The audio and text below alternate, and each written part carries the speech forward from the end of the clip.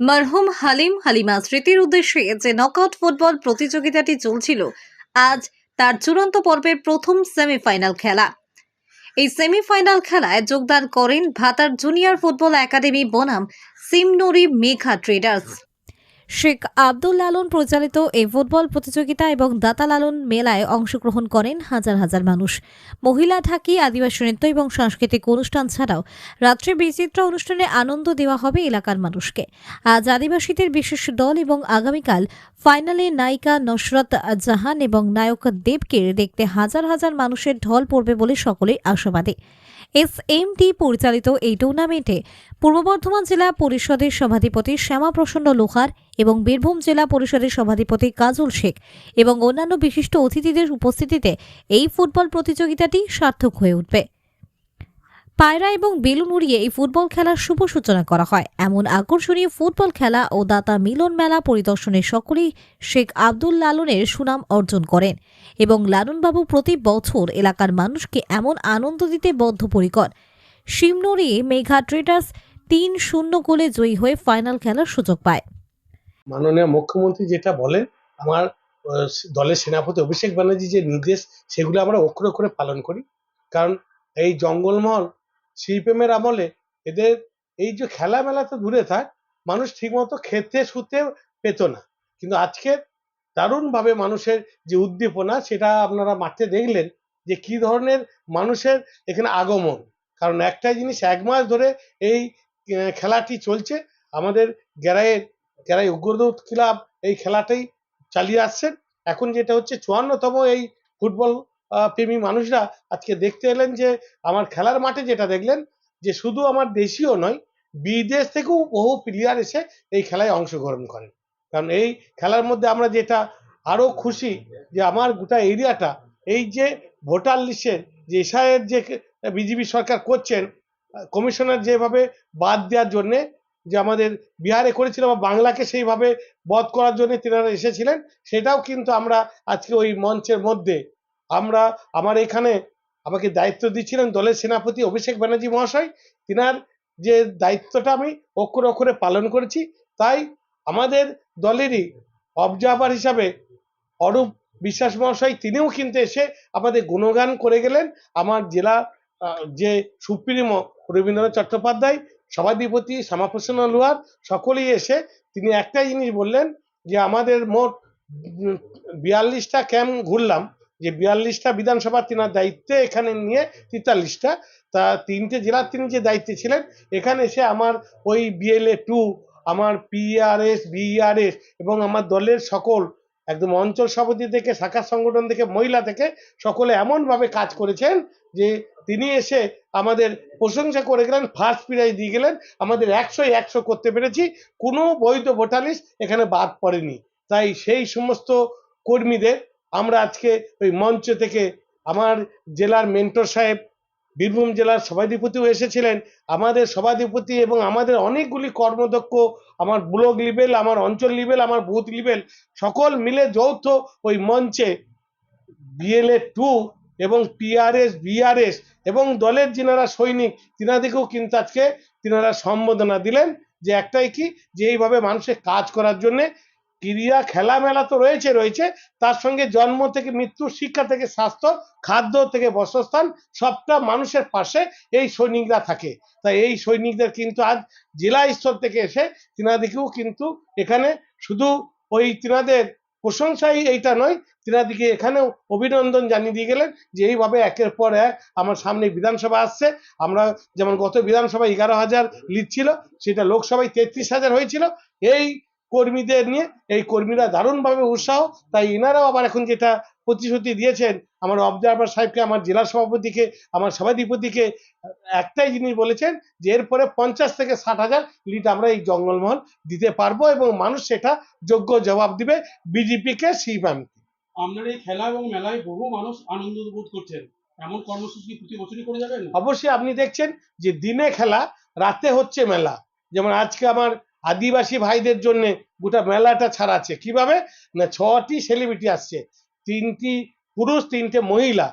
তাহলে আজকে কি দিনে খেলা, রাত্রে মেলা, কারা না আদিবাসী ভাইরা। আগামীকাল যেটা দেখবেন সেটা কে থাকবেন, যে দিনে আমার মন্ত্রী মহোদয়রা থাকবেন, ওখানকার এসপিরা থাকবেন, আমার ডিএম ম্যাডাম আসবেন, টোটাল প্রশাসনিকভাবে কালকে যে হাউসগ্রাম থানা একটা টিম আছে সেটাও পারফর্ম করবে খেলার মাঠে। তাই কালকে দিনের খেলা আবার রাত্রের যে মেলা, সেখানে নুরুজ্জাহান আসবেন যে মানুষকে আলোড়ন দিতে। তিনি অ্যাক্টর হিসাবে এখানে অ্যাক্টিং করবেন যে না, আমরা জঙ্গলমহল আজকে পিছিয়ে নাই, তাই তিনিও এখানে পারফর্ম করবেন। তারপরেই চলে আসুন ফাইনাল যেদিন, সেই দিন কিন্তু আমরা 3 এমপিকে পাবো। আমরা কাকে পাবো না, আমার এমপি অসিত মাল মহাশয়কে পাবো, তার শতাব্দী রায় মহাশয়কে পাবো, আমাদের যে দলের সুপ্রিমো মহিলা সভানেত্রী সায়নীদি তিনিও আসবেন। এইটা হলো আপনার দিনের পর্ব, যে খেলার সঙ্গে রাতে হবে মেলা। সেই মেলাতে কিন্তু আমাদের ওই যে এমপি দেব মহাশয় রয়েছেন, তিনিও কিন্তু ফিল্ম আর্টিস্ট একটা বড় জায়গায় আমার বাংলাতে করেছেন, তাই তিনিও কিন্তু রাত্রে কালকে পারফর্ম, রবিবার পারফর্ম করবেন 21 তারিখ। যে একদিন হলো আদিবাসী, একদিন মুসলিম, একদিন হিন্দু ভাই, অর্থাৎ ধর্ম বর্ণ নির্বিশেষে সকল মানুষকে নিয়ে দাতা লালন মিলন মেলা। এই মিলন মেলাতে সকল মানুষকে নিয়ে একসঙ্গে পথ চলা থাকবে আমাদের অঙ্গীকার, আর থাকবে লক্ষ্য মানুষের কাজ করা। নাম পরিচয়। ফাইনালে যারা জয়ী হবে উইনার হবে তাদের কোন কিছু নয়, এসএমডি পরিবারের পক্ষ থেকে প্রত্যেক বছরে নাই, এবছরও একটা টুর্নামেন্টের আয়োজন করা হয়েছে। আপনারা জানেন আউসগ্রাম মানে জঙ্গলমহল, আউসগ্রাম মানে আদিবাসী সম্প্রদায়ের মানুষের বাস। স্বভাবতই এই এরিয়ায়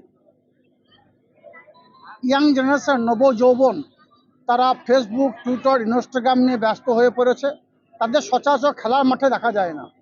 স্বভাবতই এসএমডি পরিবারের পক্ষ থেকে প্রত্যেক বছর এখানকার ইয়াং জেনারেশন, নবযৌবনদেরকে উদ্বুদ্ধ করার জন্য এসএমডি পরিবারের কর্ণধার লালন সাহেব, যাকে আমরা সকলেই দাতা লালন হিসাবে চিনি, দাতা লালন হিসাবে চিনি, এই কথাটি অর্থ হচ্ছে তিনি যেখানে খেলাধুলা বলুন, সাংস্কৃতিক অনুষ্ঠান বলুন, সমাজসেবামূলক কাজ বলুন, যে কোনো সোশ্যাল ওয়ার্কার বলুন, ব্লাড ডোনেশন ক্যাম্প বলুন, শীতের সময় শীত বস্ত্র দান বলুন, সব সময় মানুষের পাশে থাকার চেষ্টা করেন।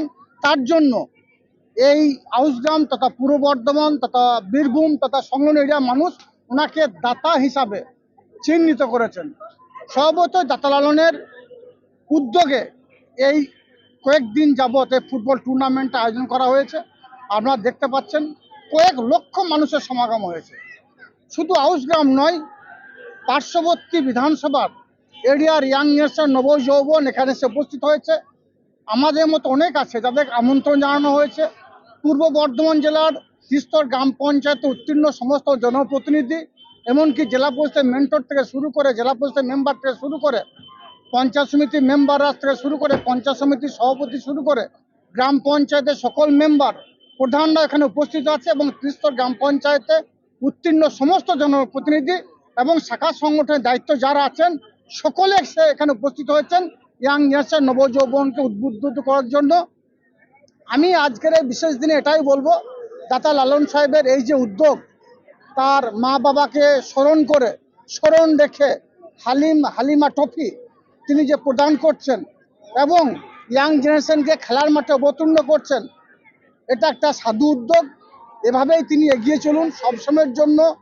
আমরা ওনাকে উদ্বুদ্ধ করার জন্য খেলার মাঠে এখানে যেখানে বলবেন সেখানে এসে হাজির হব এবং আমি চাইবো এভাবেই যেসব শাখা সংগঠন আছে, আমাদের মামাটি মানুষের সৈনিক যারা আছে, যারা সোশ্যাল ওয়ার্কার আছে, তারা এভাবে এগিয়ে আসুক এবং আমাদের ইয়াং জেনারেশনকে খেলার মাঠে উদ্বুদ্ধ করুক। কারণ যতক্ষণ পর্যন্ত একজন ব্যক্তি, একজন মানুষ শারীরিক সক্ষমতা অধিকারী না হবে, ততক্ষণ পর্যন্ত তার কর্মে মনোনিবেশ ঘটবে না। আর কর্মে মনোনিবেশ না ঘটলে জাতি সমাজ এগিয়ে যাবে না। তাই জাতি সমাজকে এগিয়ে যেতে হলে খেলার মাঠে অবতীর্ণ হতে হবে। তাই লালন সাহেবের এই উদ্যোগকে আমি সাধুবাদ জানাচ্ছি। আপনি এগিয়ে চলুন, আপনার পাশে বাংলার, বীরভূম জেলার, পূর্ব বর্ধমান, পশ্চিম বর্ধমান জেলার সমস্ত সম্প্রদায়ের মানুষ আপনার পাশে আছে। তাছাড়া একটা বিষয় লক্ষ্য করলাম, আজকে এই খেলার শেষে কয়েক ঘন্টার সাংস্কৃতিক অনুষ্ঠান হবে, সেখানে আদিবাসী সম্প্রদায়ের মানুষরা সে অনুষ্ঠানটা পরিচালনা করবে। আগামীকাল যে সাংস্কৃতিক অনুষ্ঠানটা হবে সেখানে ইসলাম ধর্মের বিশ্বাসী মানুষরা সেটা পরিচালনা করবে। তারপরের দিন ফিল্ম আর্টিস্ট অর্থাৎ হিন্দু সম্প্রদায় অর্থাৎ তিনি এখানে একটা সাম্প্রদায়িক সম্প্রীতির নজির সৃষ্টি করতে চলেছেন। তাই আজকের মঞ্চ থেকে এসএমডি পরিবারের সদস্যদের স্যালুট জানাচ্ছি।